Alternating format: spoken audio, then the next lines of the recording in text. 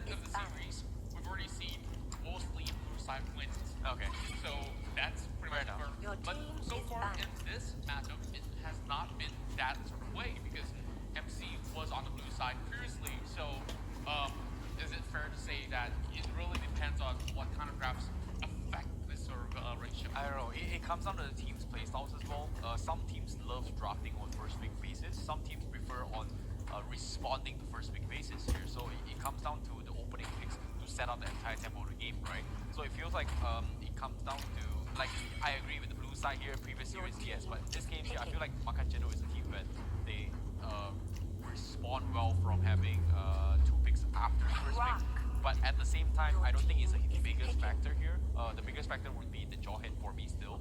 Coming from the previous series, first 2 games Jawhead just win games. Third game gets banned. You come here, first 2 games Jawhead win games once again, gets banned in this game as well. And I want to remember before we close out the game as well, Jawhead was super techy. It's an off-lane with an assassin emblem, and they took so much just to kill this Jawhead. Yeah, and of course, speaking of that, we've already got Jawhead, but this also opens up the Pharsa alongside with that as well. If you look at how Kufra could actually set things up and clear any sort of a threat from the side of the Pharsa, this could actually be quite a scary combo.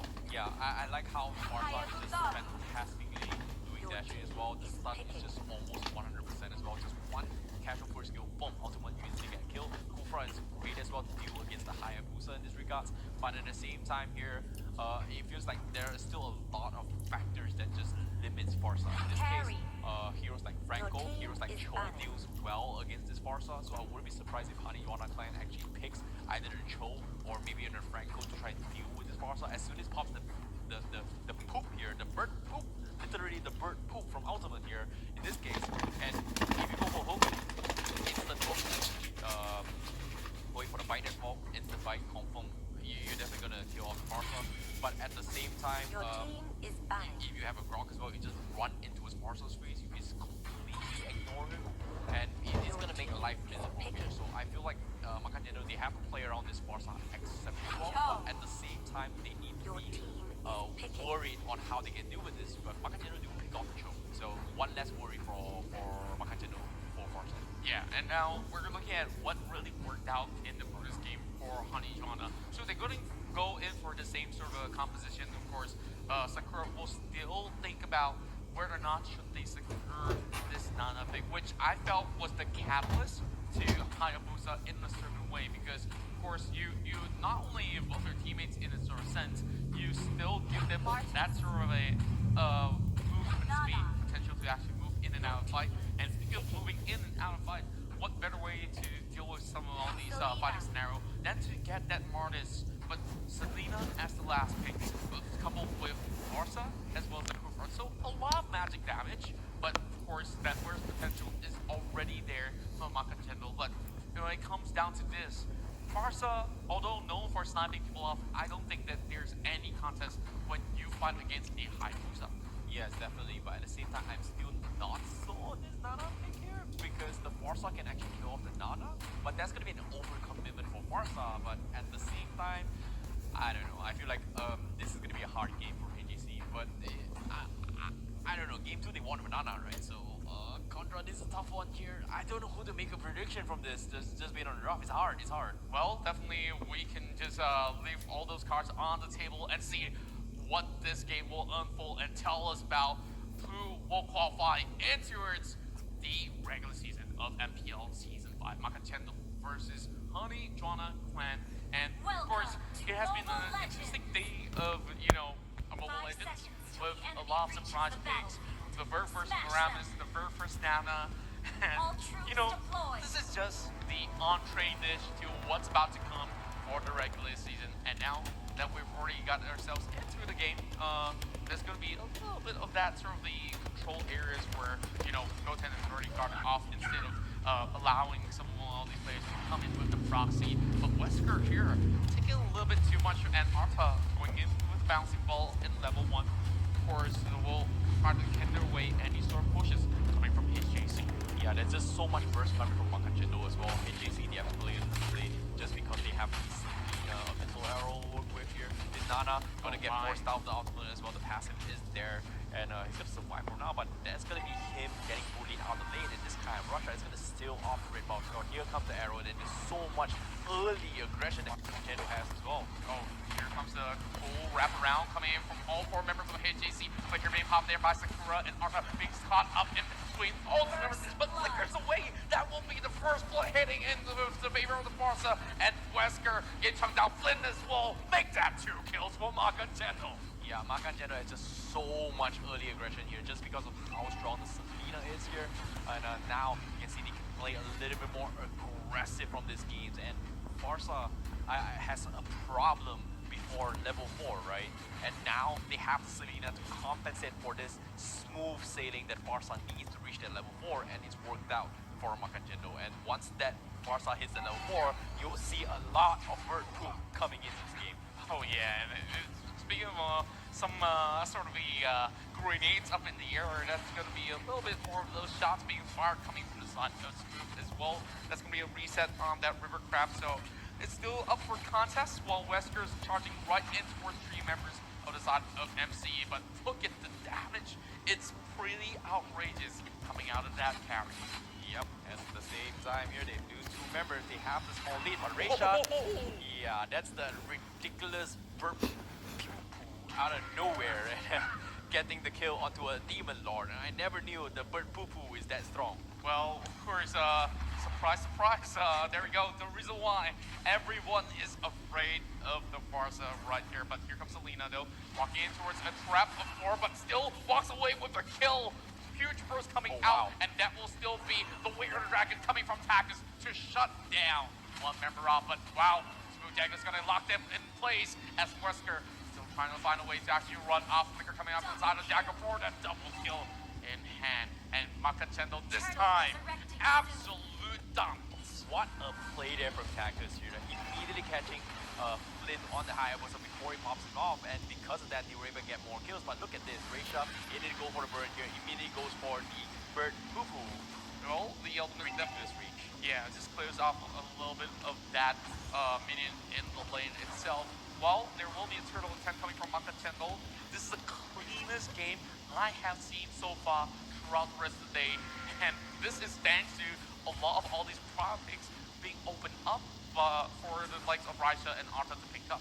Yep, at the same time as well, buff is going to be contested as well. They have to carry out the blue buff and red buffs just because of how Pharsa doesn't exactly need blue buffs into this later stage of the game. Early stage it needs it, but later stage you don't exactly need it here. The bird poo-poo just does his job perfectly fine, with or without the blue buffs. Well, definitely the depth of the both will be great, but we're looking at from Smooth standpoint over the mid side.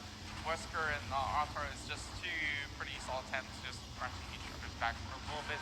Raisha daringly walks in the front of the Tamis, but the rest of Makan Cendol are hunting onto something here over the bottom side. Yep, Pharsa is going to be in the pool as well. HJC, they have played it a little bit safe here. Makan Cendol, they're thinking about forcing this fight. Kufra is up in the front lines here, but can they go for match? But here comes the death from above. The bomb is there. Gets 1 kill. The Tyrant's Flicker catches it on the edge as well, and Fabi is going to get shut down as well. Double kill for Reisha, looking for a triple, but Sakura, is he going to pop the passive? Yes, he will. One more. Where's the flame shot? Nope, not going to connect. Only 1 more shot to go to actually take down the Nana, but this time around not as effective. Back into its game number 2 where we saw Sakura was almost unkillable in most of these scenarios, but now 9-1, they only managed to actually take 1 down.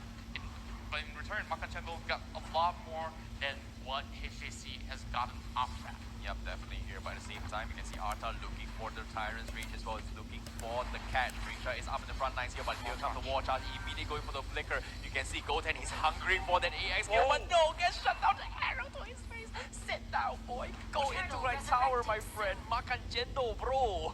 Perfect Tyrant's Rage in towards the wall, and that stopped and halted him from actually executing that sort of final blow.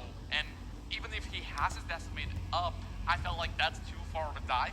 He will go down no matter what, but that is just perfect timing coming from Arta. Yep, Flynn here is having a really hard time here. Previous game, he had a perfect game, but this time 0-2. He whipped the bounty hunter. He needs to get those kills, and so far, Makan Cendol's got 10 kills, 9 ahead of HJC with this Pharsa out of control right now. And Smooth Jago slowly but surely, now with the red buff and the turtle buff, Juana clan, they have to make some kind of play. Well, speaking of a play here, Takus is all by himself. There is a play to be made. They gotta send more men up top, but there's not much that's gonna be going on because they understand that there's not enough weight pressure crashing in towards this top side. But Kufra, of course, have a little bit more confidence to actually go in for the dive. So launching himself in towards enemy lines, and this might just be pretty much a death trap. Does he have the flicker though? He's being trapped in the pit, and that will be 2 men actually committing towards his side, and the rest of the counter heads just arrive. Wesker will fall down for the killing spree.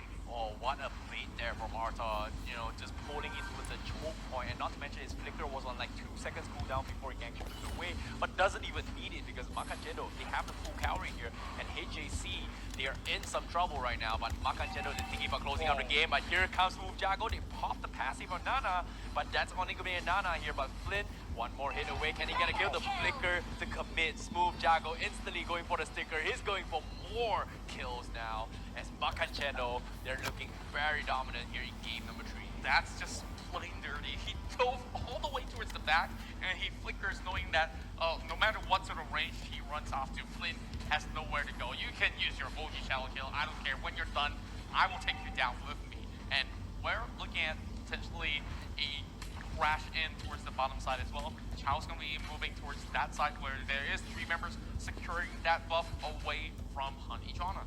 Yeah, carry just works really well against heroes like Grok and also Damus as well, which has a lot of HP in this regard because his passive just his true wheel just breaks through all this HP percentage here. There we go. But at the same time, here come the bombs as well. Sakura getting bursted as well. Pharsa just getting denied, but Nana actually getting a kill here. But for a fight here, but Pharsa will shut off the rest of the members right there. Double unstoppables, and I think that work definitely is pretty much fitting for what Makan Cendol is doing right now. It's hard for them to be stopped at all, and I felt all the cheese strats coming for this side of Juana has not worked out in this game. 14-2, this is a crushing performance. Yeah, Makan Cendol literally serving the Cendol right now. Glad to serve you, happy to serve you, but will you be satisfied? That's going to be the question right now. Will the customer be fully satisfied, or will they, complain? The sales of the Cendol is so well in this game where they managed to buy themselves a necklace of endurance in the span of 8 minutes, so that's great for them to actually play with. But, they might just be chill for now, but this is just the calm before the storm, and Wesker is just passing by. He hopes to actually get himself that red buff, but, this red buff pretty much broke down. Yeah, there's just so much burst coming from Pharsa, not to mention as well, his cooldown is just ridiculously quick as well. HJC, they need to find an opening, and so far, Makan Cendol is not giving and this Reisha is just running around here, just clearing creep base, and this is what I'm talking about, the rotations, how quick heroes like Pharsa and Farm is just excel in terms of clearing creep base. Yeah, and of course, those were the previous games, so I think the only thing that can match up to the mobility that Russia has is the thing that they ban away from the side of Juana. So, of course, that gives them so much more advantage where no one can potentially catch off Russia, which is the reason why it's not a single time that he has been picked off thus far. Arta, arrow? Okay, slow it down, Makan Cendol. Relax. Give them a little bit chance here. You're 1 game away. You do not want to throw this off. They have to play it safe because right now AX, he's got the red buff and the blue buff, and I don't think he needed that red buff. But yeah, still play it safe right now. Well, if we're looking at level disparity, Smooth Jago has the highest damage potential. 14 levels coming in, and boom, there we go. Flame shot. He gets blocked from Babby. Nicely done. And that's definitely well aimed, and there is Smooth Jago on the hunt. There's not much that can be done right here. 3 shots is what it takes to actually take you down for that double kill. Smooth Jago right now out of control with the red buff and the turtle buff. Juana clan, they need Sakura to make the plays, but the arrow does connect. The bombs doesn't connect. Oh, doesn't aim for it here. He went for the with the default ultimate right there. Well, of course, what HJC can only do right now is to defend the base and just wait for what's to come, which is a Lord. And this is still pretty much early for them, so they can still hold this one off, but it will take some heavy commitments to actually do just that. But we're looking at Raisha as well as Smooth Jago. If any one of Honey Juana is forced into a fight, who should they take down first? And, you know, how do they even reach that sort of point where you can lock down Smooth Jago? Because if I look at all these sort of the crowd control that they have, the only guy possible of securing a stun is Wesker's long charge. Yeah, definitely. But at the same time, I agree with you again. Who do they pick off here? It's definitely going to be Raisha and also Smooth Jago. But as the game progresses here, AX is also coming up online. Like, we know Selena doesn't excel in the late game here, but as a support, on all the damage that's already been dished out, this Selena is going to be a very, very scary assassin. Well, certainly agree with that, and we're looking at not only the assassin right here, but this is going to be the wall being brought up, and a little bit more of that sort of movements coming across from the side of MC, where the Lord will slowly come in. Oh, that is a huge sort of explosion going straight towards the side of Honey Juana Clan. Oh, the arrow. Wow, a missile arrow coming from max range as well, and here comes the Lord crashing towards the top side. Nothing that Wesker can do. He has to fall back, and Pharsa, of course, about his goal, is hoping to actually stop them on the tracks. And this might just be it. This might just be the game-winning fight here for the side of Makan Cendol. And there's only one left, which will be Sakura. But nothing that Nana can do, as we'll see Makan Cendol